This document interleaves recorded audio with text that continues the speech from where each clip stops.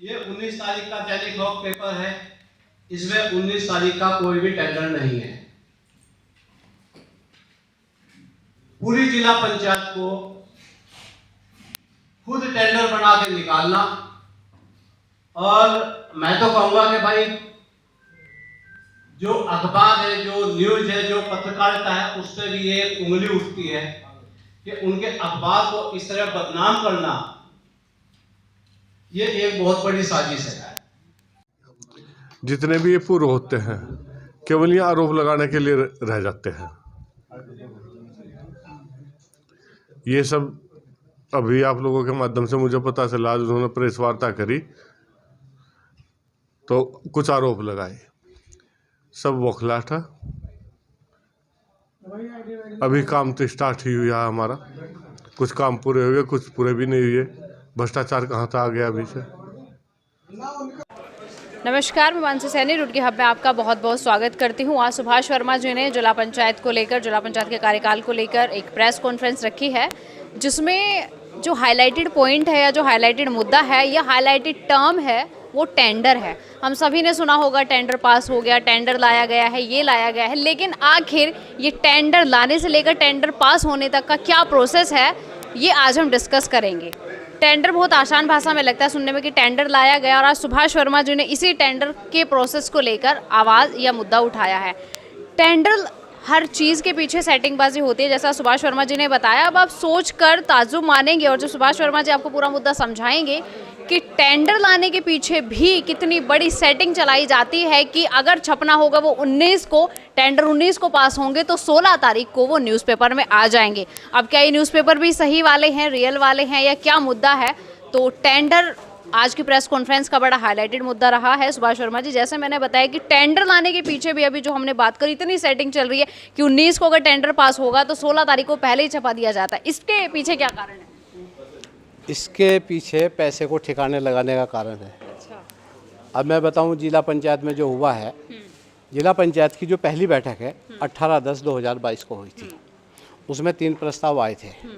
उसमें जो 2 नंबर का प्रस्ताव है, उसमें अध्यक्ष जी ने मेंबर से सदस्य वो प्रस्ताव मांगे थे, तो कोई प्रस्ताव नहीं आया।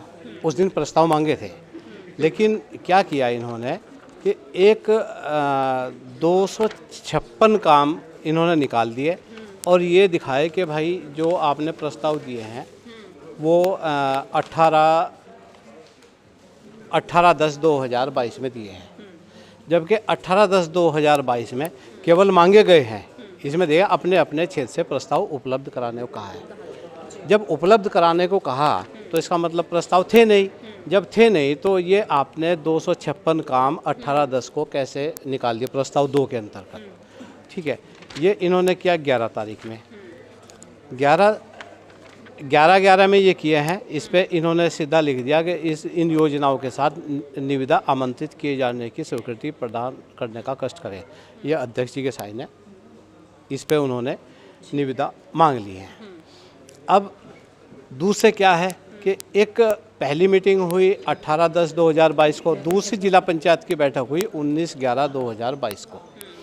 19/11/2022 में मैं आप लोगों से निवेदन करूंगा कि ये ना केवल ये तारीखों का मसला है, अगर तारीख समझ में आ गई तो ठीक, नहीं तो कुछ नहीं। विशेष बात ये है, तो एक ये 34 काम की एक लिस्ट और है जिस पे जनता की मांग द्वारा जिला पंचायत की परिसंपत्ति संबंधी प्रस्ताव के संबंध में ये जनता की मांग द्वारा है। तो मुझे बड़ा ताज्जुब हुआ जब जनता अधिकारियों के बारे में कितना सोचती है, अपने उनके बारे चाहे कच्चा पड़ा हो, लेकिन वो अधिकारी के बारे में क्या सोचती है। उन्होंने जनता की मांग पे ये है, जिला पंचायत कार्यालय कैंपस में अध्यक्ष आवास की बाउंड्री वॉल, टाइल एवं कार्य, ये जनता की मांग का है क्या? ये तो वही बात हो गई कि हाथी के दांत खाने के कुछ और दिखाने के कुछ और, मतलब जनता मांगे कुछ और उन्हें मिले कुछ और। जनता नहीं मांग रही, इन्होंने जनता के नाम से खुद कर दिया। जनता, आप बताइए, ये देखिए, जिला कार्यालय जिला पंचायत हरिद्वार परिसर में वुडन बैडमिंटन कोर्ट का निर्माण कार्य, ये जनता खेल लेगी वहाँ पे? मजाक बना रखा है इन लोगों ने। और ये 34 काम है, इन 34 काम में से 11 काम ऐसे हैं आपके सामने हैं बैठक में 19/11 की बैठक में रखना, 17/11 के साइन है। और इसमें से 11 काम ऐसे हैं संख्या 19 से लेके 34 तक जो 16 तारीख के टेंडर में छप चुके हैं,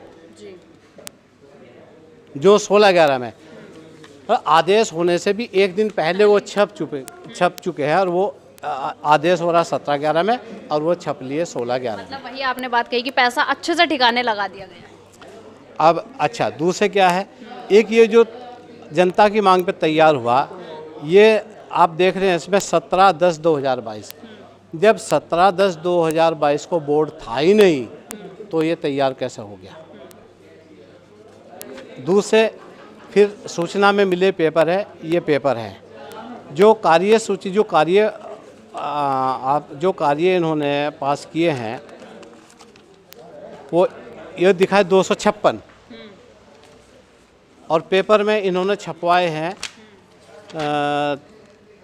353, ये देखिए। और ये जो पेपर है जब इसको हम साइट पे जाकर देखते हैं, पेपर साइट पे पड़ा हुआ 16 नवंबर 2022 का 9 नंबर पेज है ये। जब हम इसको साइट पे जाकर देखते हैं तो वहाँ कोई टेंडर है ही नहीं, ये इस तरह है ये पेपर। ये एक बात समझ में नहीं आ रही है कि ये टेंडर आप देख रहे हैं, अब वो न्यूज़पेपर दिखाइए जहाँ पे ये ऑलरेडी छप चुका है। पेपर ये जब साइड से ये पेपर जब लिया, ये हाईलाइट कर रखा है, इसी साइड का जब ये पेपर दिखाया तो इसमें कोई टेंडर नहीं है। तो क्या ये न्यूज़पेपर भी उनका अपना ही है? उन्होंने अपना बना लिया, अच्छा बना लिया, उन्होंने अपना बना लिया इसको। और कुछ भी निकल जाता है, आजकल तो इलेक्ट्रॉनिक युग है, निकाल दिया जिला पंचायत। अब उनके हाथ में है तो न्यूज़पेपर भी अपने हाथ से चला। उसके बाद देखिए ये टेंडर फिर कैंसिल हुआ, 8 दिसंबर 2022 को कैंसिल हुआ। ये भी आप देखिए ये कैंसिल हुआ और उसके बाद इसकी डेट चेंज हुई और ये 12/12 की बजाय 14/12/2022 में किया। ये संशोधन है, ये संशोधन का पेज लग रहा है दूसरा, इसमें कहीं कोई संशोधन नहीं है।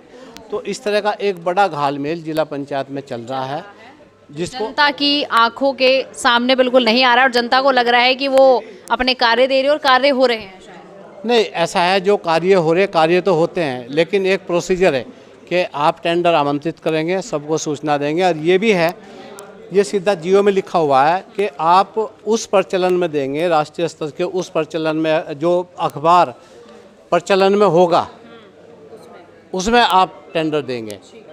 अभी सुभाष शर्मा जी ये बताइए कि जिला पंचायत पहले से ही चर्चाओं में रहती है कभी भ्रष्टाचार को लेकर, लेकिन अभी तो भ्रष्टाचार की कोई सीमा नहीं रही है। अब आपका अगला कदम क्या होगा, क्योंकि आज आपने प्रेस कॉन्फ्रेंस के दौरान सभी के दिमाग में एक गोलमाल तरीके से जो चीज़ें करी जा रही हैं डाल दी हैं, अगला कदम क्या करेंगे आप? मेरा तो मीडिया के साथियों से निवेदन है कि इस भ्रष्टाचार को रोकने के लिए ज़्यादा से ज़्यादा आप भी अपना सहयोग दें और पब्लिक तक इस मैसेज को पहुँचाएं कि जिला पंचायत में इस तरह का भ्रष्टाचार हो रहा है। और फिर इसके बाद जो इसकी शिकायत है वो शासन में गई हुई है।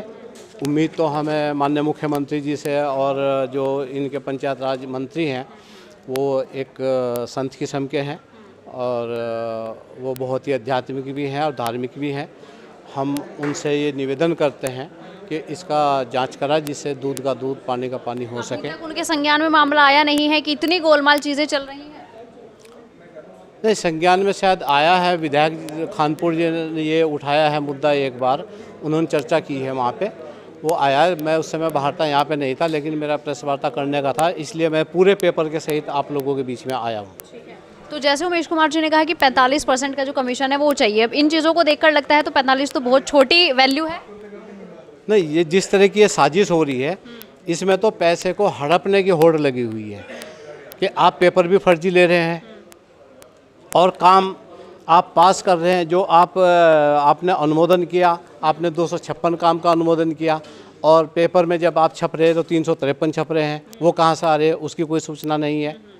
तो बड़ा घालमेल है ये। ठीक है, आदित्य ब्रिजवाल जी क्या कहना है? लग रहा है कि भ्रष्टाचार के भी और कोई और सीमा भी बची है पार करने की, या यही गोलमाल चीज़ें फिर घूमती रहेंगी? ये देखिए, वैसे तो भारतीय जनता पार्टी की सरकार कहती है कि हम भ्रष्टाचार मुक्त शासन देना चाहते हैं, जीरो टॉलरेंस की सरकार है, परंतु जिस प्रकार के आरोप आज हमारे पूर्व जिला पंचायत अध्यक्ष सुभाष वर्मा क्या होती है जीरो टॉलरेंस की सरकार? अभी तक आपको समझ में आया? क्योंकि जनता को तो लगता नहीं है कि समझ में आया है, जैसे सरकार कह रही है कि जीरो टॉलरेंस की सरकार चला रहे हैं। मुझे ऐसा लगता है कि भारतीय जनता पार्टी की सरकार जिस प्रकार से जुमले देती हुई है, उसी प्रकार का एक जुमला है और उसमें कहना चाहते हैं कि हमारे यहाँ कोई भ्रष्टाचार नहीं होता, परंतु जिस प्रकार से जिला पंचायत हरिद्वार की हमने अभी बात करी, आपके सामने तथ्यों के आधार पर बात करी, उससे ये पता चलता है कि उसी प्रकार का एक जुमला जनता को देने का प्रयास फिर से सरकार ने किया है। यदि सरकार सच में ही जीरो टॉलरेंस पे काम करती है, भ्रष्टाचार मुक्त करना चाहती है, तो मैं आपके माध्यम से कहना चाहता हूँ कि सरकार इस पर तत्काल कार्रवाई करे और जिला पंचायत अध्यक्ष जो वर्तमान में भारतीय जनता पार्टी के हैं उनको बर्खास्त करके इस पे जांच करे और जो भी कठोर से कठोर कार्रवाई हो, क्योंकि जो पैसा है ये किसी सरकार का नहीं है, किसी का नहीं है, जनता का पैसा है, ये जनता के। लेकिन वो तो मुझे लग रहा है जैसे सुभाष वर्मा जी ने बताया ठिकाने लगाया जा रहा है, मतलब कहीं बैंकों में लगाया जाएगा, कहीं घर की अलमारियों में लगाया जाएगा। देखिए, इसमें रिकवरी की भी बात है। यदि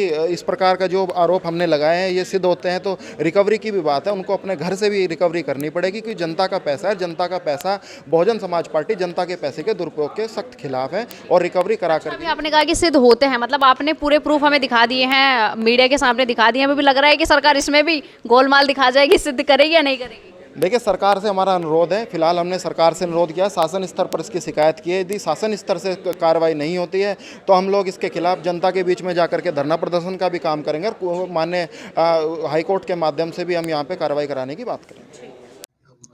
जितने भी ये पूर्व होते हैं केवल ये आरोप लगाने के लिए रह जाते हैं। ये सब अभी आप लोगों के माध्यम से मुझे पता चला, आज उन्होंने प्रेस वार्ता करी